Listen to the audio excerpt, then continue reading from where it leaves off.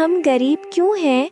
मेरी सहेलियों के पापा को हर महीने तनख्वाह मिलती है, उनके घर में अनाज रहता है, फिर हम क्यों इतने परेशान रहते हैं? तो एक काम करो, तुम्हारी बीवी मैंने देखा है बाजार में पराठे बेचते हुए, उसे मेरे यहाँ भेज दो। मेरी हवेली में काम करेगी, मैं उसे अच्छे पैसे दूंगा। कावेरी, ये ठंड तो हर साल से ज्यादा लग रही है इस बार। हाथ पैर अकड़ गए हैं, चूल्हे के पास बैठने से भी आराम नहीं मिल रहा। कैसे कटेगी ये रात? मैं जानती हूँ, लकड़ियाँ भी तो भीग गई हैं बारिश में। आग जलती है तो धुआं ही धुआं, पर करे भी क्या? नई लकड़ियाँ लाने के पैसे कहाँ हैं? जो थोड़ा बहुत बचा था वो तो बीज और खाद में खत्म हो गया। तुम चिंता मत करो, इस बार फसल अच्छी होगी तो सब ठीक हो जाएगा। मैंने इतनी मेहनत की है कि भगवान भी नजरअंदाज नहीं कर सकते। सुबह से शाम तक खेत में एक एक पौधे को देखा है मैंने, जैसे अपने बच्चे को देखते हैं। तुम्हारी मेहनत पर तो मुझे कभी शक नहीं हुआ, पर मौसम का क्या भरोसा? पिछली बार भी तो ऐसे ही लग रहा था कि सब अच्छा होगा, फिर अचानक वो ओले पड़ गए और सब बर्बाद हो गया। उस दिन तुम्हारा चेहरा देखकर मेरा दिल टूट गया था। रोए नहीं थे तुम, पर आंखों में जो दर्द था वो मैं भूल नहीं पाई। वो दिन याद मत दिलाओ कावेरी। आज भी सोचता हूँ तो रात में नींद नहीं आती, पर इस बार मैंने सब देखकर बोया है। मौसम विभाग वाले कह रहे थे गांव में आकर कि इस साल कोई खतरा नहीं है, बारिश भी सही समय पर होगी। मैं उम्मीद नहीं छोड़ सकता। काव्या सो गई है, कंबल में लपेट दिया है उसे अच्छे से। गरीब बच्ची ठंड से कांप रही थी।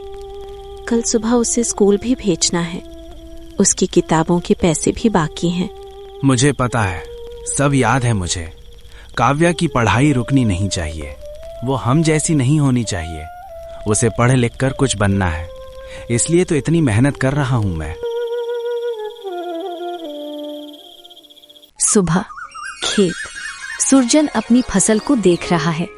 देखो तो कितनी सुंदर लग रही है ये गेहूं की बालियां, हरी भरी लहलहाती हुई, जैसे मुझे कह रही हैं कि चिंता मत करो, हम तुम्हारी मेहनत का फल देंगे। इस बार तो पक्का सब ठीक हो जाएगा। कर्ज भी चुका दूंगा, कावेरी को साड़ी भी ला दूंगा और काव्या के लिए नए कपड़े भी। खेत के उस पार से एक आवाज आई। सुरजन भाई, क्या सोच रहे हो इतना खोए खोए से? अरे रामू, कुछ नहीं भाई, बस फसल देख रहा था। बहुत अच्छी लग रही है ना? लगता है इस बार भगवान की कृपा हो गई है हम पर। तुम्हारी फसल कैसी चल रही है? मेरी भी ठीक ठाक है, पर भाई एक बात कहूं, मौसम का भरोसा मत करो।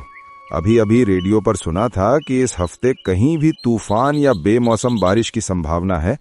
मैं तो डरा हुआ हूं। हर रोज आसमान की तरफ देखता हूं और सोचता हूं कि कब क्या हो जाए। अरे नहीं भाई, ऐसी बातें मत करो। हमारी किस्मत इतनी खराब नहीं हो सकती। हर साल तो नहीं होता ऐसा। पिछले साल हुआ था, इस साल नहीं होगा। भगवान पर भरोसा रखो। वैसे भी हम किसान हैं, डर के तो काम ही नहीं चलेगा। तुम ठीक कहते हो भाई, पर फिर भी दिल धड़कता रहता है। चलो मैं अपने खेत की तरफ जाता हूँ, तुम भी संभल के रहना। 3 दिन बाद रात का समय, आसमान में काले बादल छाए थे। सुरजन, ये बादल देखो कितने काले और भारी हैं। मुझे डर लग रहा है कहीं बारिश ना हो जाए। फसल तैयार है, बस कुछ ही दिन और बचे हैं काटने में। अभी अगर तेज बारिश हो गई तो सब खत्म हो जाएगा। मैं भी यही सोच रहा हूँ, पर हम कर भी क्या सकते हैं? प्रकृति के आगे हम बेबस हैं, बस भगवान से प्रार्थना कर सकते हैं।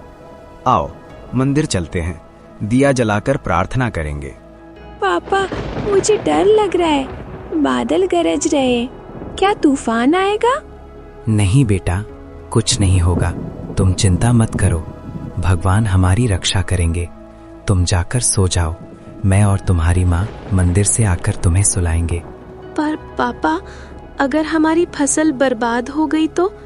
आपने कहा था ना कि इस बार मेरे लिए नई फ्रॉक लाओगे और माँ के लिए साड़ी, फिर क्या होगा? काव्या बेटा, तुम छोटी हो, ये बातें समझ नहीं पाओगी, पर एक बात याद रखना, जिंदगी में उतार चढ़ाव आते रहते हैं, हमें हिम्मत नहीं हारनी चाहिए।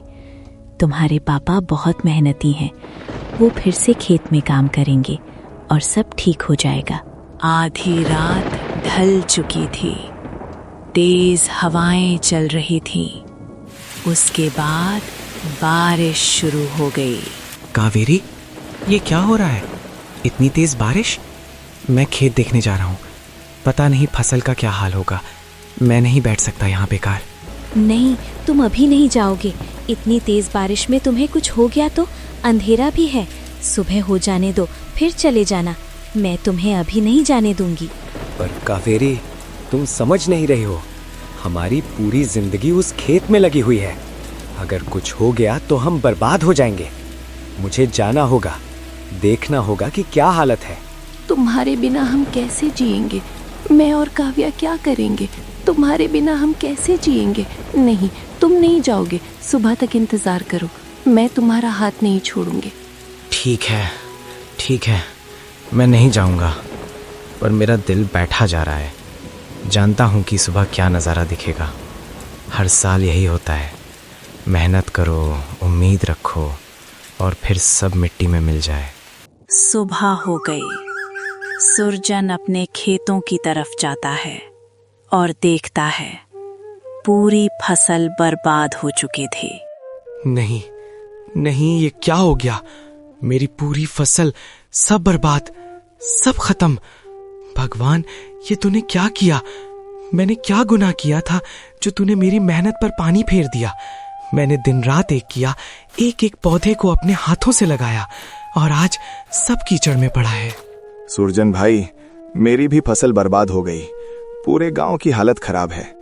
पर भाई, हिम्मत मत हारो, कुछ ना कुछ रास्ता निकलेगा। कौन सा रास्ता रामू? हर साल यही कहते हैं हम, रास्ता निकलेगा, हिम्मत रखो। पर कब तक? मेरे पास अब कुछ नहीं बचा। घर में खाने के लिए अनाज नहीं है।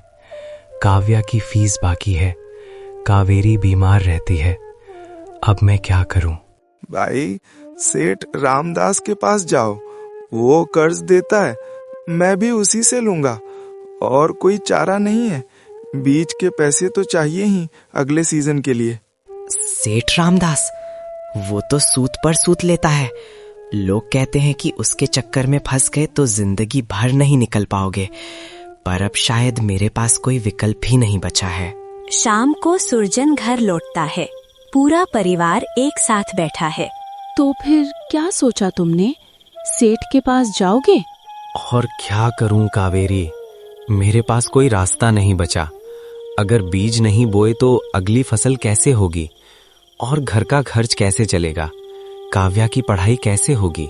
मैं जानती हूँ तुम्हारी मजबूरी, पर सेठ रामदास बहुत चालाक आदमी है। वो अपना फायदा देखता है, गरीबों की मदद नहीं करता, उनका खून चूसता है। मैंने सुना है कि जो एक बार उससे कर्ज ले लेता है वो जिंदगी भर उसका गुलाम बन जाता है। मुझे पता है, पर अभी मेरे सामने भूखे मरने और कर्ज लेने में से एक चुनना है। भूखे तो मैं अपने परिवार को नहीं मार सकता, इसलिए कर्ज ही एक रास्ता है। कल सुबह मैं सेठ के पास जाऊंगा। पापा, हम गरीब क्यों हैं? मेरी सहेलियों के पापा को हर महीने तनख्वाह मिलती है, उनके घर में अनाज रहता है, फिर हम क्यों इतने परेशान रहते हैं? बेटा, किसानी करना आसान नहीं है। हम प्रकृति पर निर्भर हैं। मौसम अच्छा रहा तो फसल अच्छी, नहीं तो सब बर्बाद। शहर के लोगों को ये समझ नहीं आता कि हम कितना संघर्ष करते हैं। पर हम हार नहीं मानेंगे बेटा। तुम पढ़ लिख कर बड़ी होगी, फिर तुम्हें ये दिन नहीं देखने पड़ेंगे। अगले दिन सुरजन सेठ रामदास की हवेली पर जाता है। आओ आओ सुरजन, आओ अंदर। क्या हाल है? सुना है तुम्हारी फसल बर्बाद हो गई। बहुत बुरा हुआ, पूरे गांव का यही हाल है। खैर, बैठो बैठो, चाय लोगे? नहीं सेठ जी, चाय की जरूरत नहीं। मैं सीधे बात पर आता हूँ। मुझे आपसे कर्ज चाहिए। मेरी फसल बर्बाद हो गई है, घर में खाने के लिए कुछ नहीं बचा। अगले सीजन के लिए बीज चाहिए। आप मेरी मदद करोगे? अरे अरे, मदद तो मैं सबकी करता हूँ, यही तो मेरा काम है, गरीबों की सेवा करना। पर तुम जानते ही हो ना कि कर्ज देने में मेरा भी रिस्क है। ब्याज तो लगेगा और समय पर चुकाना भी होगा, वरना मुझे भी अपना धंधा चलाना है। मुझे पता है सेठ जी, मैं समय पर चुका दूंगा। बस आप इतना कर दो कि ब्याज थोड़ा कम रख दो। मैं गरीब आदमी हूँ, ज्यादा ब्याज तो मैं भर नहीं पाऊंगा। देखो सुरजन, मैं तुम्हें समझता हूं, पर मेरे भी नियम हैं। 3 महीने में 5,000 चाहिए तो ब्याज होगा 1,500, यानी कुल 6,500 तुम्हें वापस करने होंगे। अगर समय पर नहीं चुकाए तो हर महीने ब्याज बढ़ता जाएगा। इतना ब्याज? ये तो बहुत ज्यादा है सेठ जी, मैं कैसे चुका पाऊंगा? ये ज्यादा नहीं है सुरजन, यही बाजार भाव है। तुम चाहो तो और किसी से ले लो, पर मैं गारंटी देता हूं कि कोई नहीं देगा इतने कम में। अब फैसला तुम्हारा है, लोगे या नहीं। मेरे पास कोई चारा नहीं है, मुझे लेना पड़ेगा। पर आप भगवान का नाम लेके बोलिए कि आप मेरे साथ धोखा नहीं करोगे। अरे भाई, मैं भगवान का नाम रोज लेता हूं। तुम्हारे साथ कोई धोखा नहीं होगा, बस समय पर पैसे चुका देना। ये रहे 5,000 और ये कागज पर अंगूठा लगा दो। अब सुरजन अंगूठा लगा के घर वापस आ जाता है। तो ले आए कर्ज? हाँ, 5,000 मिले, पर ब्याज बहुत ज्यादा है। 3 महीने में मुझे 6,500 चुकाने होंगे। अगर नहीं चुका पाया तो और ब्याज बढ़ता जाएगा। ये तो बहुत बुरा हुआ। हम इतना कैसे चुका पाएंगे? अगली फसल में 3 महीने से ज्यादा समय लगेगा। मुझे पता है, पर मैंने सोचा है कि मैं मजदूरी भी करूंगा। खेती के साथ साथ दूसरों के खेतों में काम करूंगा। जो भी काम मिलेगा करूंगा। किसी तरह पैसे जुटाने होंगे। और मैं क्या करूंगी? मैं भी तो कुछ काम कर सकती हूँ। गांव में किसी के यहाँ बर्तन मांज दूंगी, कपड़े धो दूंगी, पर बैठी नहीं रहूंगी। नहीं कावेरी, तुम कमजोर हो, तुमसे इतना मेहनत का काम नहीं होगा। मैं अकेला ही संभाल लूंगा। मैं तुम्हारी पत्नी हूँ सुरजन, तुम्हारा साथ देना मेरा फर्ज है। मुझे काम करने दो, दोनों मिलकर जल्दी पैसे जुटा लेंगे। और हाँ, काव्या को भी समझा दूंगी कि नई चीजों की मांग ना करे। 2 महीने बीत गए। सुरजन और कावेरी दोनों मेहनत कर रहे हैं, पर पैसे पूरे नहीं हो पा रहे। कावेरी, 2 महीने हो गए, पर हमारे पास अभी तक सिर्फ 4,000 ही जुटे हैं। अभी 2,500 और चाहिए। 1 महीना बचा है। मैं भी परेशान हूँ। मैंने 3 घरों में काम किया, पर उन्होंने बहुत कम पैसे दिए और काम इतना ज्यादा कि हाथ पैर दुख जाते हैं। फिर भी मैं हार नहीं मानूंगी। तुम बीमार हो रही हो कावेरी, तुम्हारा चेहरा पीला पड़ गया है। तुम इतनी मेहनत मत करो, मैं कुछ और रास्ता निकालूंगा। कौन सा रास्ता बचा है सुरजन? हमने सब कुछ कर लिया, अब तो बस भगवान ही बचाए। वैसे एक बात कहूँ, मैंने सोचा है कि मैं पराठे बनाकर बाजार में बेचूंगी, शायद कुछ पैसे मिल जाएं। पराठे? पर तुम्हारे पास सामान कहाँ से आएगा? आटा, तेल, सब्जी, सब में पैसे लगेंगे। मैंने बचत कर ली है थोड़ी सी, मैं कल से शुरू करूंगी। गांव के बाजार में बैठूंगी, तुम चिंता मत करो। अगले दिन गांव का बाजार। कावेरी पराठे बेच रही है। कितने का है एक पराठा? 10 रुपए का है भाई साहब, ताजा बनी है, गरम गरम, खा लो। दे दो 2 पराठे, अच्छे बनाए हैं तुमने। धन्यवाद, भगवान की कृपा है। आप खाओ और बताओ कैसे लगे। शाम तक कावेरी घर लौटी। सुरजन, आज मुझे 100 रुपए मिले, 20 पराठे बिके, लोगों ने बहुत तारीफ की। ये तो बहुत अच्छी बात है। अगर हर दिन इतना मिलता रहा तो शायद हम समय पर पैसे चुका पाएं। हाँ, मैं भी यही सोच रही हूँ, पर एक दिक्कत है। आटा और तेल खत्म हो रहा है, कल के लिए फिर से सामान चाहिए। चिंता मत करो, मैं कल मजदूरी के पैसों से ले आऊंगा। 3 हफ्ते बीत गए। पैसे जुटाने की कोशिश जारी है, पर एक दिन।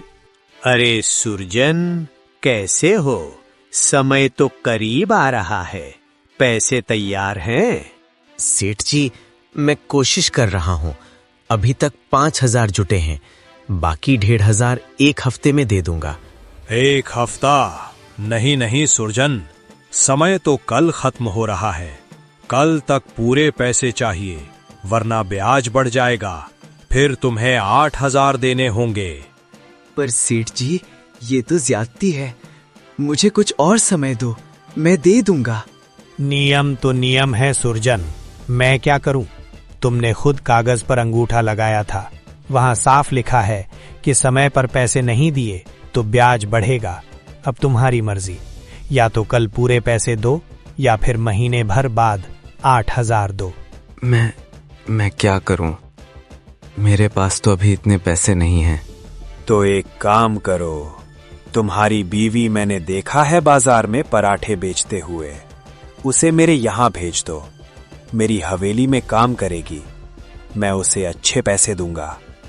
फिर तुम आराम से कर्ज चुका दोगे। नहीं सेठ जी, ये नहीं हो सकता। मैं अपनी पत्नी को आपके यहाँ नहीं भेजूंगा। मैं किसी और तरह से पैसे जुटाऊंगा। आप बस कुछ दिन और दे दीजिए। देखो सुरजन, ज्यादा नाटक मत करो, मैं तुम्हारी भलाई के लिए कह रहा हूँ। तुम्हारी बीवी को अच्छा काम मिलेगा, अच्छे पैसे मिलेंगे, फिर तुम्हें मेरे पीछे भागना नहीं पड़ेगा। सोच लो।